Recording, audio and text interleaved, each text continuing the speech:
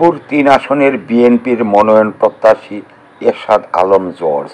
প্রতিবেদনটি করেছেন মোহাম্মদ আবু হেলাল শেরপুর থেকে।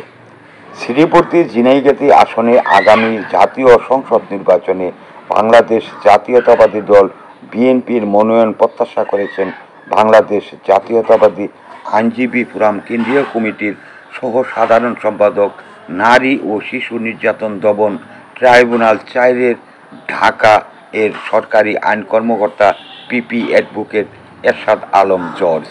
তিনি দলীয় মনোনয়ন পেতে ইতিমধ্যে প্রত্যন্ত গ্রাম থেকে গ্রামান্তরে প্রচারণা ও গণসংযোগ চালিয়ে যাওয়ার পাশাপাশি কেন্দ্রে জোরালোভাবে লবিং চালাচ্ছেন বলে খবর পাওয়া গেছে।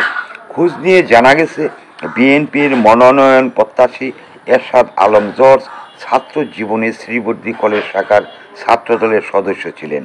পরবর্তীতে শ্রীবর্দী উপজেলা বিএনপির যুগ্ম আহ্বায়ক, সেন্ট্রাল ল কলেজ বিজয়নগর ঢাকার সদস্য সচিব, জাতীয়তাবাদী আইন ছাত্র ফোরাম কেন্দ্রীয় কমিটির সহসভাপতি। 2012-2013 অর্থ বছরের সুহেল ছোপু বাবু কমিটি আইনজীবী সমিতির অফিস সেক্রেটারি, স্বেচ্ছাসেবক দল কেন্দ্রীয় কমিটির আইন বিষয়ক সম্পাদক, জাতীয়তাবাদী আইনজীবী ফোরাম ঢাকা বার ইউনিটের আন্তর্জাতিক সম্পাদক পদে দায়িত্ব পালন করেছেন। বর্তমানে তিনি বাংলাদেশ জাতীয়তাবাদী আইনজীবী ফোরামের কেন্দ্রীয় কমিটির যুগ্ম সম্পাদক, বিএনপির চেয়ারপারসন দেশনেত্রী বেগম খালেদা জিয়া ও তারেক রহমানের অন্যতম আইনজীবী। সেই সাথে তিনি বর্তমানে নারী ও শিশু নির্যাতন দমন ট্রাইব্যুনাল ৪-এর ঢাকার সরকারি আইন কর্মকর্তা হিসেবে কর্মরত রয়েছেন।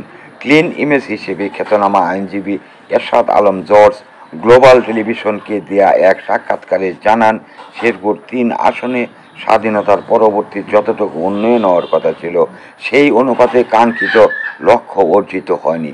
যখন যে ক্ষমতা পেয়েছে এলাকার উন্নয়নের নামে, তখন সে নিজের ও তার স্বজনদের অবস্থার পরিবর্তন করে গিয়েছেন।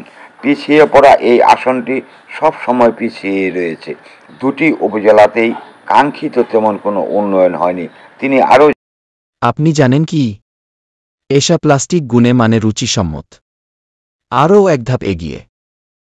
সূচনা র্যাক, বেলিরাক, রুচিজার, মশলাদানি, জুনিয়র মকপট ও সিটি বিন সবকিছু গুছিয়ে রাখুন এক র্যাকে। উন্নয়ন হয়নি।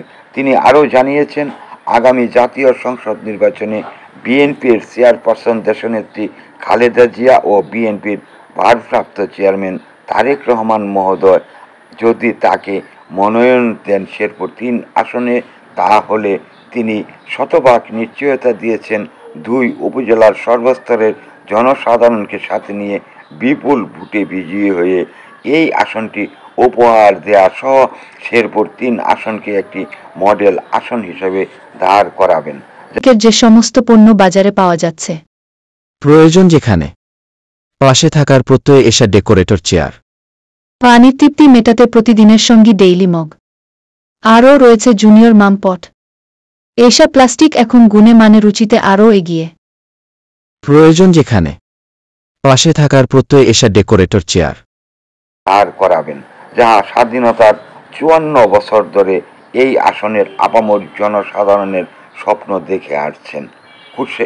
মোহাম্মদ আবু হেলাল, শেরপুর।